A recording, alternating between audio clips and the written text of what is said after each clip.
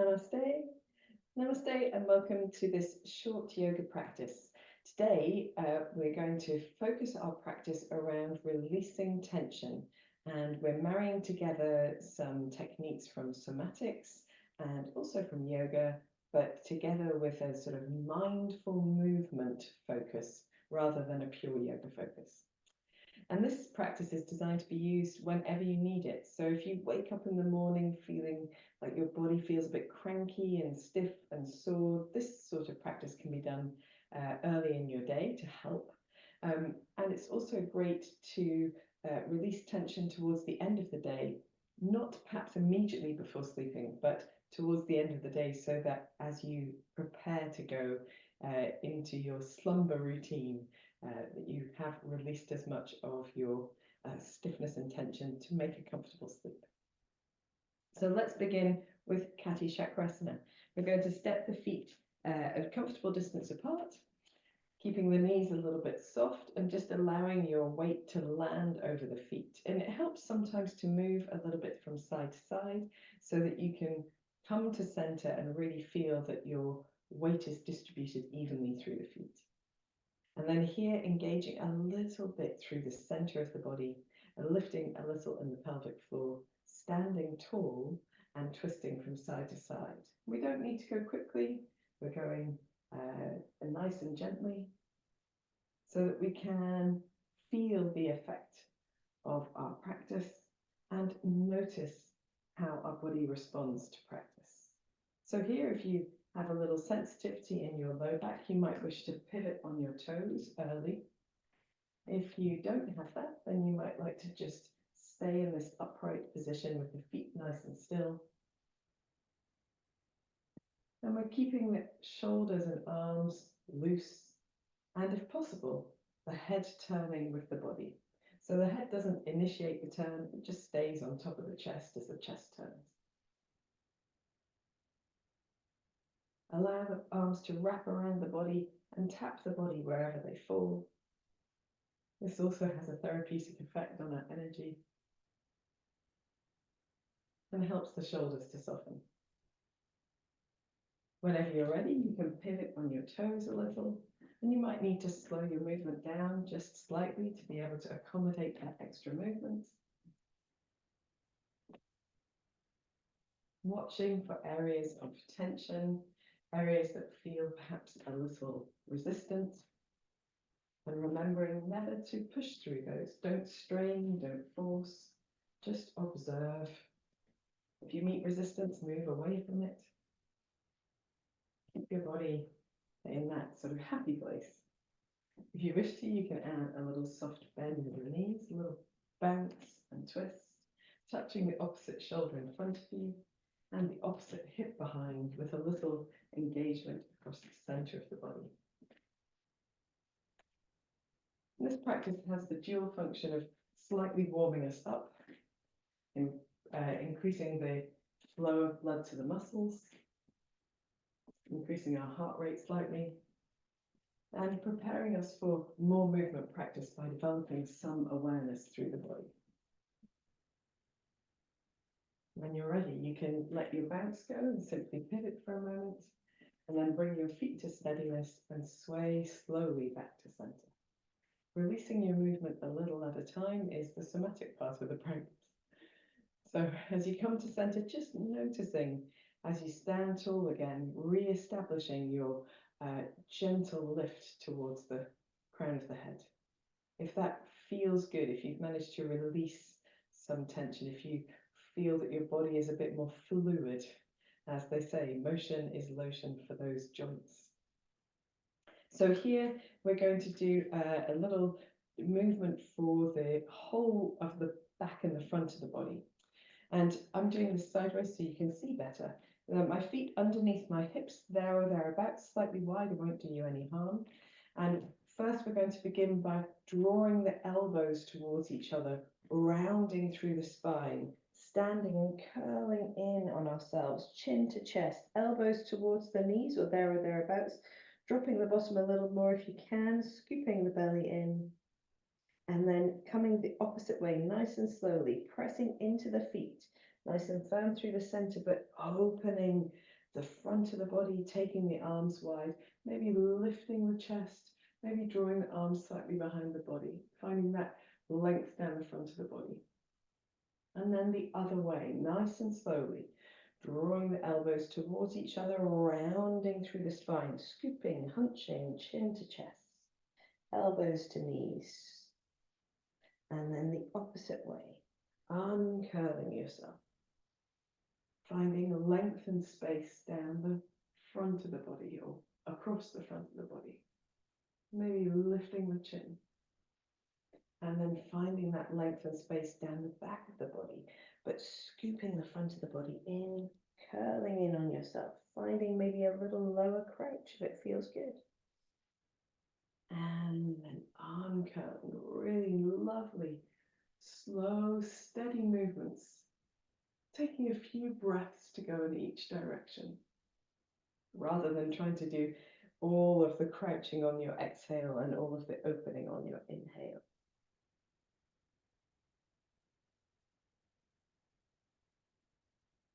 Maybe doing one more after this one that we're on.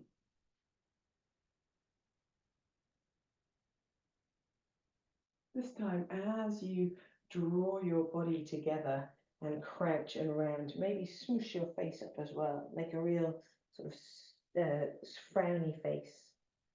And then as you take yourself nice and wide, you can even open your mouth and spread your face apart as well. When you're ready, you can just stand tall and float the arms down to the sides. Take a moment here just to feel the effect of that practice. Hopefully you're feeling really deliciously mobile in the front and the back of the body, but perhaps your shoulders are feeling a little bit worked. So we're just going to do a movement for the shoulders that will help to release any tension across the shoulders. The first thing that we're going to do is a little swing. So stepping back with your left foot. So you've got one foot in front of the other, but not directly cross behind. So you've still got some width between the 2 feet for balance.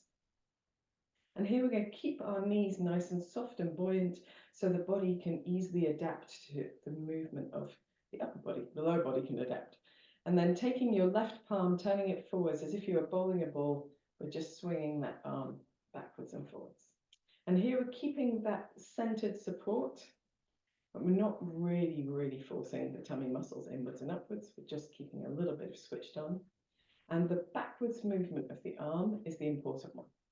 So we're reaching the arm back, engaging slightly across the back of the upper back of the shoulder, and allowing momentum to carry the arm forward so the arm is loose and soft at the elbow, the wrist, and across the fingers and hand as well. All of the action is happening in the upper back, perhaps a little bit in the arm itself and the shoulder. And then once you've established yourself, you might like to rock slightly forwards and backwards over your feet. You don't have to. If that makes you feel less balanced or less stable, then stick with just doing this with the feet still. If you can involve the rest of the body, you might find it's a little less tough on the shoulder. And then for those who would like to, you can add looking back at your hand as it travels backwards, looking forwards as the hand travels forwards. And that allows your neck to be enjoying being part of the practice instead of staying rigid. And still with that softness across the whole of the arm. Like the arm itself is really heavy.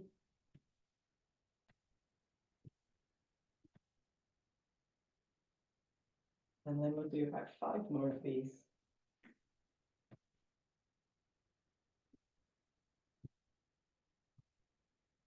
And then bringing your feet to steadiness and just allow your arm to lose its momentum a little at a time until it's hanging by your side and you can step forward to center and feel the difference between the 2 sides of the body. So it's really quite profound for most people, but hopefully you feel a bit more loose across the shoulders as well. You're going to step back with the right foot and do the same thing on the right side. So a little softness and buoyantness across the knees, making sure that you haven't stepped one foot behind the other. You've still got a broad base.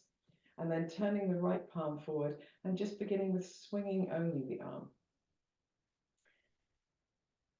And here we're keeping the the effort of the movement in the backswing. And this is quite nice to prepare or to help the upper back maintain its strength, which helps us to keep a better posture, which improves our breathing and indeed our feelings of vitality. But we want the elbow, the wrist, and the fingers and hand to be really nice and soft, completely relaxed if possible. And then if you wish to, you can allow your feet to move. So your body weight moves across the back foot and then the front foot, keeping just that tiny bit of switched on lift in the belly muscles. We're beginning to allow the shoulder to, or the chest rather, to move with this movement a little bit more. I found a creaky floorboard. I hope that it's not too distracting. And then if you wish to, you can look back to your hand as it goes behind you and look forward to the hand as it comes forward, allowing the neck a bit of movement within this practice.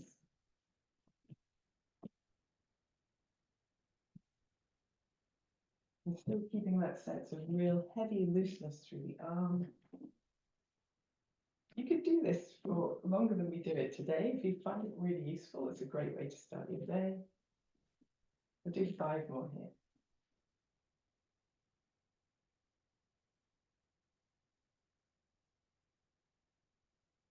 And then when you're ready, you can allow your feet to come back to steadiness and just sway the arms slowly back to center. Stepping forward onto both feet and feeling the effect of your practice. Sometimes it's best to do that with a little bit of stillness, maybe even closing your eyes or gazing gently downward. And then when you're ready, you can give your shoulders a little bit of a roll and see if you can feel the difference in how much more mobile they feel, how much more fluid, that's the word that we're looking for. So once we have done that for the upper back and the chest and this, we're quite often rounded through the shoulders, not just as we get older and go through life, but you see it often in teenagers and young children as well. So this process that we've just done allows us to open across the chest a little bit more, which is lovely at all times of life. And so we're going to do a little something for the shoulders now as well. We're going to raise the shoulders up towards the ears and hold them there, really creating that sense of lift without being super rigid, without being super forceful. And then really slowly allowing the shoulders to come down. And it is really slow. It's a really slow release. I'm not even back to center yet. And then once you're in center, pressing the palms down to the floor and at the same time thinking about lengthening the crown of the head up. And then really slowly releasing back to center. Of course, they haven't gone quite so far, so you might get back to center a little bit quicker. No problem at all. And then just again, giving your shoulders a little bit of a wriggle. We're going to do it 2 more times. If it helps here, whenever you feel that you've had a sense of release or you can feel the body opening, you can take a deep breath in and sigh softly out. And that helps us to let go in a way that we don't have to really think about letting go. It just happens naturally, but letting go of anything that's come up. Let us go again with 2 more shoulder shrugs. So squeezing the shoulders and lifting them up towards the ears and holding them there. And then really slowly, maybe for the count of 5 or 10, releasing the shoulders back down to wherever they came from. And when you get to the bottom of that movement, which is now, then pressing the palms down to the floor and thinking about lengthening the crown of the head up. So you're moving the jaw, if you like, away from the shoulders, creating length down the sides of the neck, and feeling that really active press down. And then again, slowly releasing back to center. Maybe taking a deep breath in, sighing out. Shaking out anything that needs shaking out. And we'll do that 1 more time. Squeezing the shoulders up towards the ears, holding them there. And this is, of course, where we sometimes find our bodies moving when we feel tension or when we feel strong emotions. So it's really useful to be able to release that. And we're slowly releasing down. This is the kind of tension we're not even aware of holding. And when you get back to center, slowly, pressing the palms down to the floor, lengthening the crown of the head up and holding briefly in this more rigid, more forced position, this contraction, and then slowly coming back to center. When you come back to center, just making note of how that feels, maybe giving yourself a little shake, maybe taking a breath in and sighing gently out. Feels good, doesn't it? Okay. So we are also going to do a little bit of side bending here. And you can start your side bending in any stance. The wider legs has a different effect. You feel it differently in the body. So if side bending feels uncomfortable with your legs a bit wider, you could try with your legs a bit narrower and see if that supports your pelvis a little bit better, or perhaps the opposite way around. I'm going to start around about hip width apart. And then it's just a really slow movement to one side of the body. Doesn't matter which. Just a gentle engagement across the belly and a slow movement to the other side of the body. I'm keeping my knees just a touch off straight here. Maybe reaching a little bit further each time.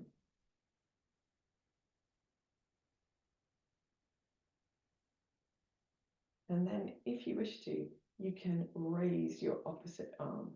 So as you lean over to the left, raising the right arm. And we're just going to ease ourselves into this side bend, maybe with just a gentle amount of moving. And then really slowly coming back to the center, allowing the right arm to come down to the side. And then again, leaning over to the right, a little firmness across the belly, reaching the left arm up, and then finding ourselves just easing into that side bend, just so we can hang out here a little bit longer, pulsing the arms or making a movement feels good to you. And then really slowly coming back to the center and reaching your arm back down to your side. Just giving the shoulders a little wriggle. Sometimes we can create tension from a movement. That's okay. We're going to do something else for our shoulders while we're here. Lifting the shoulders up to the ears, holding them there. Feels like just what we did, doesn't it? But this time we're going to drop them down. So a really quick release. Shrugging up to the ears, holding them, finding that sense of effort, and then drop and release. One more time. Squeezing the ears, shoulders up to the ears, not the ears down to the shoulders, and then drop and release. Very good. Rolling your shoulders, making any movements with your neck that feel good. Let us come down onto the mat for a little bit of cat-cow. We're really going to do sassy cats. So onto your hands and knees. You can do this, of course, with a chair. If you prefer to do standing up, use a chair seat instead of coming down to the floor. We're going to spread out the fingers and create a little bit of lift in the center of the body, and press the toes down into the floor, the tops of the feet down. And here you can begin with just a gentle lengthen through the body, maybe gliding the shoulder blades down and then rounding through the spine. We, of course, did this movement standing up, so hopefully it feels okay. Maybe one more like that, nice and slow. Opening the front of the body and then rounding to open the back of the body. And then from this up position, taking the right side of the body to the right, the left hip and shoulder towards each other, and then taking the belly and the front of the body towards the floor, and then the left side of the body to the left as you bring the right shoulder and hip towards each other, and then returning to the up cat position where you're rounded chin to chest. So we're barrel rolling. You might move your head as you slowly come in this circle. Let's do one more in this direction. Slow movement allows us to really feel the effects and listen to the feedback of the body. And then 3 in the opposite direction. So just allowing the shoulder blades to glide around on the body, a little firmer roundness across the center. Allow your neck to move naturally so that the head moves as the spine moves. And remember, we can be very mobile and we can be less mobile at times. So don't worry about what your movement looks like as long as it feels good to you. When you're ready, you can come back to center and then from a very neutral position, a little sassy cat. So this means moving your shoulders and your hips kind of separately. The idea being to get as much movement through the body as feels good. We're trying to explore all the different spaces in the body by moving the hips and the shoulders, perhaps the neck and the chest as well, the whole of the body, let's say. So you can soften in your elbows, you can glide your shoulders around, you can move your hips around your knees if it feels good to do that. So get some movement into the lower body as well. You can drop one forearm to the floor. The other, you can draw your hips right across your legs towards one heel or one foot, and then the other, just making sure that your head moves as well, so it's not rigid, it's not held in place, the neck is feeling good. If you've ever seen a cat stretch, you might perhaps be inspired by that, or a dog stretching in this kind of pandiculation stretch. And then if you want to, you can settle your hips back and walk your hands a little bit further forward and bring your forehead to the floor or to the back of your hands. You don't have to rest this way. You could rest lying all the way flat on your tummy, or you could rest by sitting up. Just taking a few moments to notice the effect of your practice.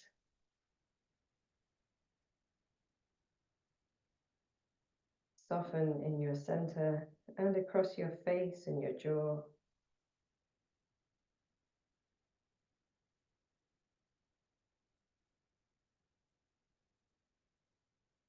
And then whenever you're ready, coming up into sitting or standing or however you would like to be. So this is by no means all of the things that you can do in somatics with your yoga practice, but just a few things to help you start your day. And hopefully it leaves you feeling deliciously mobile. And over time, your mobility will improve with practice. So if you're feeling really stiff, don't be disheartened. Keep practicing. It is the way that it will make the biggest difference. If you're really stiff and you choose not to move, you'll only get stiffer. So movement is best. Motion is lotion, as they say. I look forward to practicing with you again. I hope you've enjoyed this. Please subscribe to the channel if you have. I'll see you soon. Namaste.